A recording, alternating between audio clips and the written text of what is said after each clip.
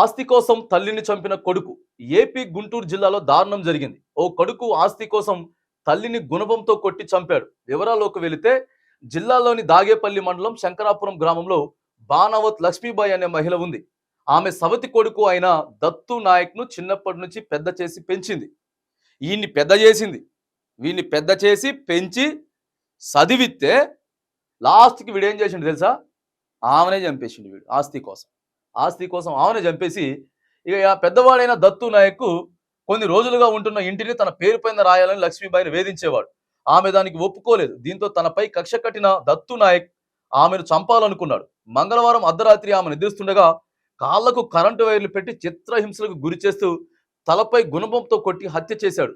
ఉదయం స్థానికుల సమాచారంతో పోలీసులు ఘటనా స్థలానికి చేరుకున్నారు. ఈ ఘటనపై కేసు నమోదు చేసి దర్యాప్తు చేస్తా ఉన్నారట. గుణపంతో రాత్రి పూట ఆమె పడుకున్నటువంటి సమయం చూసి మరిగా వీడు ఏం చేసిండనంటే ఆమెని గుణపం తీసుకొని వైర్లు మొత్తం కట్టి ఆమెని చంపేసిండు వీడు.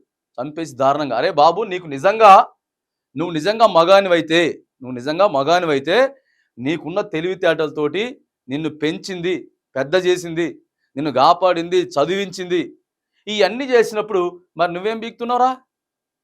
నీ దగ్గర నీ తెలివితేటలతోటి నీ శక్తితోటి సంపాదించుకొని ఓ ఇల్లు కట్టుకో కానీ ఆ ఉండే ఇల్లును పట్టుకొని వీడు నా పేరు మీద రాయి అని చెప్పి చిత్రహింసలు పెట్టడం, టార్చర్ పెట్టడం, నానా రకమైనటువంటి ఇబ్బందులు పెట్టడం.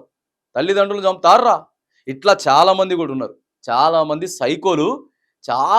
సైకోలు ఇక వాళ్ళకి ఇష్టం వచ్చినట్టు చేయడం, ఇష్టానుసారంగా చేయడం, బాధ్యత లేకుండా నిర్లక్ష్యంగా తిని తిరుక్కుండా ఇలా ఖర్చులకు పైసలు కావాలి. వాని పేరు మీద ఇల్లు రాసినా ఒక 6 నెలల సంవత్సరంలో ఆ ఇల్లు మొత్తం అమ్మేస్తాడు. ఆ ఇల్లు మొత్తం అమ్మేసి వాడు రోడ్డు మీద కొత్తడు, ఆ తల్లిని కూడా రోడ్డు మీదకి వేస్తాడు వీడు. ఇలాంటి వాళ్ళు చాలా మంది ఉన్నారు. అరే మనల్ని పెంచడమే గొప్ప, అసలు కనడమే గొప్ప.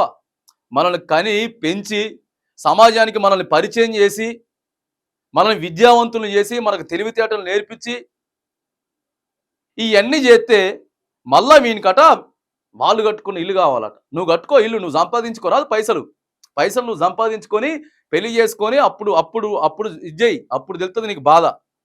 నీ కొడుకో నీ కూతురో నువ్వు కట్టుకున్న ఇల్లు ఏదైతే ఉందో ఒకటే ఇల్లు, చిన్న ఇల్లు, ఆ ఇల్లుని కూడా వాళ్ళ పేరు మీద రాయమని చెప్తే అప్పుడు తెలుతుందిరా నీకు బాధ.